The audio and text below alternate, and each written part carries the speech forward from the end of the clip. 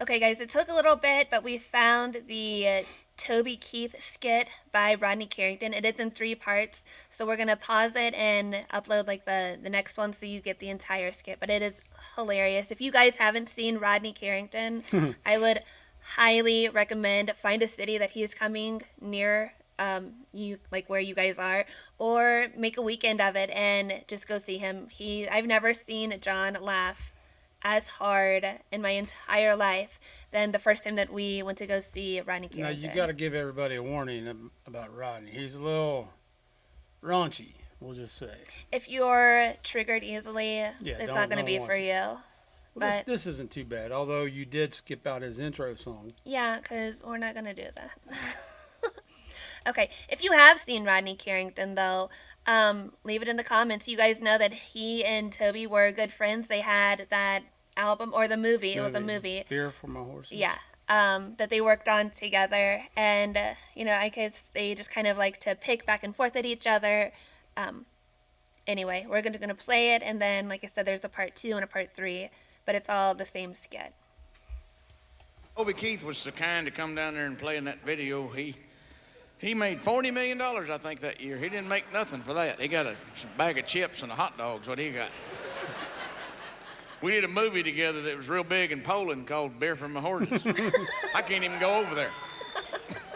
Like I'd want to go over there. Who says that? Let's go to Poland. No, I don't think so. Let's go to Kansas. It's closer. Anyway, so I remember when I met Toby in like 1995, 96 time frame, before he was really Toby Keith. His real name's Jeff Goldstein. He was working at Walgreens at the time. He's Jewish, you know that?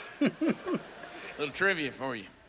People driving home, God damn, I know Toby was Jewish, son of a bitch. Should have been a cowboy, should have been a Jew boy, should have been. That was the original. Should have been a Jew boy. Should have learned to do whatever Jews do. Whatever that song, I don't know. It was something like that. I got the first-hand account of it. He sang it to me by his pool. Anyway, first time I ever met him, I actually met him on the golf course. We were on the same record label. We were supposed to play golf together, and he came down there, and they said, "This is Rodney Carrington." He said, "Tell me a joke. Not hi, I'm Toby, nice to meet you, it's a pleasure." None of that, nothing. Just tell me a joke. I said, "Sing me a song." And we didn't say shit to each other for 5 hours while we played golf. That's a true story, I'm not lying to you. And we hung out that evening at that event, and he turned out to be a nice guy, and I didn't see him for 10 years. His career went, and my career went, and now here I am, see? But here's the deal, I mean, Toby's up here, he has nowhere to go but here eventually, and I can keep going sideways forever, and eventually he'll catch me. See how that shit happened?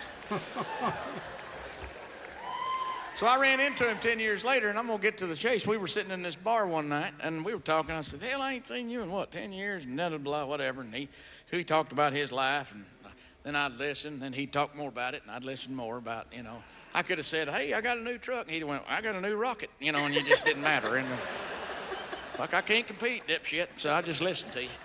He says, I got an idea for a movie. I want you to help me write it, Rodney. I said, well, that sounds a lot like a pickup line. I ain't going back to your hotel with you. He didn't laugh at that. He looked at me like, what the fuck? Well, hey, fuck, it's me, dude. Lighten up, superstar. Shit, it's a joke. Damn. I didn't say any of that. He's too big to say shit like that, too. I look like his 4-year-old standing next to him. I feel like you should be pushing me in a swing somewhere. Push me higher, Toby. Push me higher. I'm gonna pause it for a minute. Shut up. Oh wait. I'll say it Hey, listen, my wife got a hold of my phone last night. I think she... again. I'm sorry. You don't want to go into that.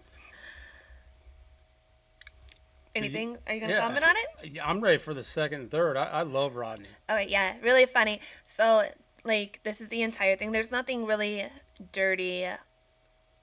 I don't remember on this skit of Rodney Carrington, but You better hope. he does get really raunchy sometimes. Yeah, not so much in this one. No, not so much. Okay, part 2. I'm playing. Okay, part 2. So anyway, I went home, you know, I was excited. I told my wife, Toby Keith asked me to help him write a movie. My wife goes, why? Why? Fuck, I don't know. You know, maybe he asked everybody else. They all said no. He got to the bottom of the barrel and bingo, I'm in. I don't know. Could you at least try to be happy? So he sends me his movie idea, and it's 2 pages long after I printed it out. Had 3 characters and what their names were and what they were wearing in great detail. That was it. I got scared because I didn't know how I was going to tell him he didn't have no movie idea. I'm serious. I called him on the phone. I said, listen, Toby, and I was like real kid gloves, you know. I said, hey, you know, you got 3 good characters, and we know their names real good and what they're wearing real good. But you don't have a story. And he said to me, he said, come over to the ranch on Monday. Let's just knock it out. I thought, well, you know, if he's mowing your pasture, that might work, but we're writing a movie. Do you know what that entails? I didn't say any of that. It sounded, you know, he's too big to say shit like that, too, you know. So I just started, you know, that Monday I'm driving to his house. He lives an hour and a half away from me. And the whole time I'm driving, I'm like, why did I agree to this shit? I don't even know him. What if I get over and I say something he don't like me and then I'm trapped there? How am I going to leave? You know? What if he's weird? What if he's gay? Shit. What if I don't really know him? I mean, this could be some sort of ploy to get me into the Toby Keith sex dungeon. You know? I'm cute. I can see why somebody want me in their dungeon. But he's a big son of a bitch. He gets me on the ground, I'm toast. Nothing I can do. Hold my breath. Hope I pass out. That's all I can do. And I don't think you can hold your breath when you're crying. Ah! No, Toby! Ah! I'm guessing. Obviously, that movie would have never got made had that shit happened. I'd still be under a tree crying somewhere. So I get to his house, and that son-of-a-bitch is manicured, 160 acres, manicured like Disney World. There's not a grass out of place. Mexicans everywhere. And, it's his house. Don't judge me. I'm driving down Toby's driveway, and I'm passing the lake, the giraffes. That little colored actor Webster's out there. It's his house. Y'all can stop judging. He's sitting on a giraffe wearing a Toby Keith hat waving. I went, son of a bitch, that's Webster. And I pulled up to Toby's giant mansion he built, he lives in. He's standing up there cocked on the front porch in that Toby Keith stance that I now know he practices in the mirror. Because I've seen him. And I'm looking through the windshield of my truck. He's got jeans, boots, ripped up shirt, and a cowboy hat and sunglasses standing there like this. And I'm looking through the windshield thinking, is he fixing to sing to me? What the fuck? I got out of the truck. I go, hey, Toby. He goes, what's going on, son? I said, oh, hell, I saw Webster up by the gate there. He said, Gary Coleman's over there feeding the cows. I thought, that's the nicest shit I've ever seen, you putting them little out-of-work child actors back to work like that. You know, I wonder how many times Toby has watched this. And I would laughed. like to have seen like him reacting to this. That'd have been great. I wonder if that exists out there somewhere. That'd have been great. That would have been really, really funny. Anyway, he said, come on, let me show you around. Basically what he was saying was, come on, let me show you some shit you'll never ever have. Come on. And I followed him, and he does this I'm a real cool country music superstar walk. Kind of like I'm a badass. Look at me, I'm Toby Keith kind of walk, you know. And I'm trying to do it behind him, you know, trying to match him, you know. Security guard saw me, and I went, oh, shit. And then I went back to my regular walk. Just a spoonful of sugar makes the medicine go down, the medicine go down, the medicine. Toby Keith was so kind to come down there and play in that video. You open it. Okay, guys, part 3. You gonna say anything? Yeah, part 3. Oh, I thought you were gonna. No, I don't know. I thought you were gonna. I want to watch it. No. No. Okay. Part 3. Here we go. Get to this 25-car garage of his, and he's got shit none of the rest of us have. He has a motorized pogo stick. Who has that? Toby Keith has that. It's got a 5-horsepower Briggs and Stratton on it. You got to ride it till it runs out of gas. Ain't no getting off that something. I went down his driveway twice and swallowed 4 pieces of gum. I was damn near. Fuck.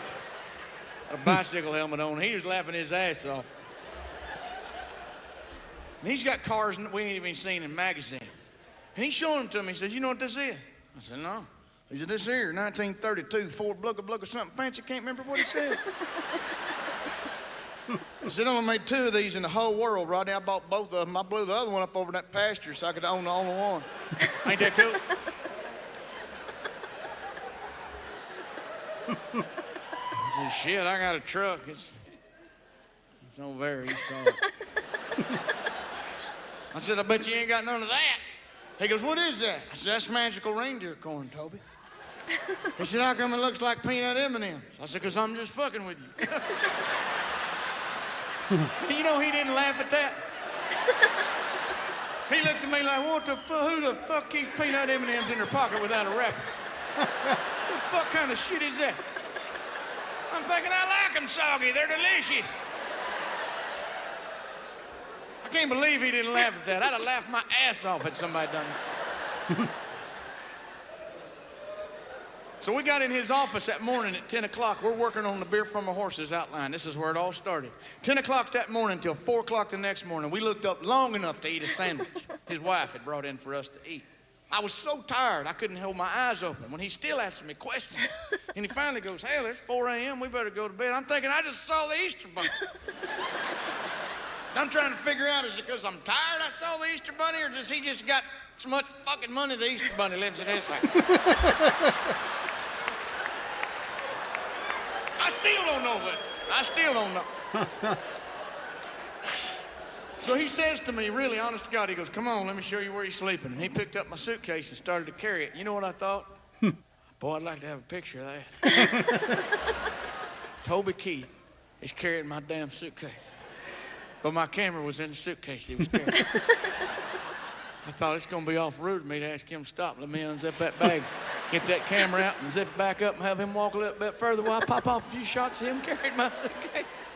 So common sense just said, let that one go, Rod Sickle.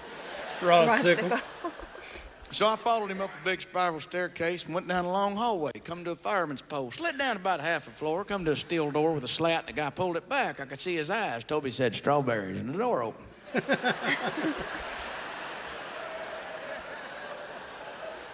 We're standing in a skating rink, and Gary and Webster holding hands going around and around in them 1980 skates. You know where they got 2 wheels on the front and 2 on the back, listening to El DeBarge, a popular band from back then. Time Will Reveal was the song we was playing. It's kind of freaky. Went down another hallway, come to 2 doors. He opens them up and goes, here's where you sleeping, Rodney. And on the inside of my body, I was jumping up and down going, motherfucker! But on the outside, I was going, I guess this will work. Because I didn't want him to know my house would fit in this room I was fixing to sleep in. So I said, well, Toby, I sure appreciate everything. I guess this is good night. He goes, good night. But he stood in the doorway and kind of looked at me like this. Good night. I tried to make it sound like, get out.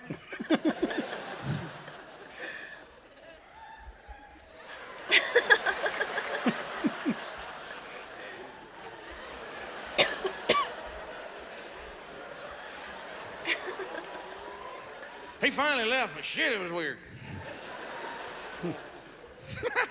I made that up. I made that part up. I don't want you driving home. You hear that shit about Toby Keith? What the fuck was that about? Fucking Rodney said goodnight, then he stood in the doorway and gave him them loving eyes and said goodnight. Rodney had to say goodnight, make it sound like get out, and he finally left. He's a fruitcake. I ain't never buying this shit again. I made all that shit up. I don't want that big motherfucker coming looking for me. I do not. So I get to his house, and that sumbitch is manicured. That was it. What do you guys think of that? I think that's so funny. And I do wish, like you said, I wish that there was a video somewhere out there of Toby reacting to You know he loved it. Yeah, I'm He sure had that to. he did. I guarantee it he did. Sure that he did. All right, I like these where Toby's standing up there. He's fixing to sing to me. Yeah. He's like, tell me a joke. That was pretty funny. Sing me a song. Okay. Have you guys seen that skit before? I know it's popular for Rodney, but I don't know, like, Toby Keith's fans, if you guys have seen it as much. Oh, I'm sure they have. Maybe. Okay. So that was that. I know this one's kind of running long, but hopefully you guys got some laughs out of that too. Thank you guys for watching with us. Hopefully you were laughing with us. And we will see you in the next video. See ya.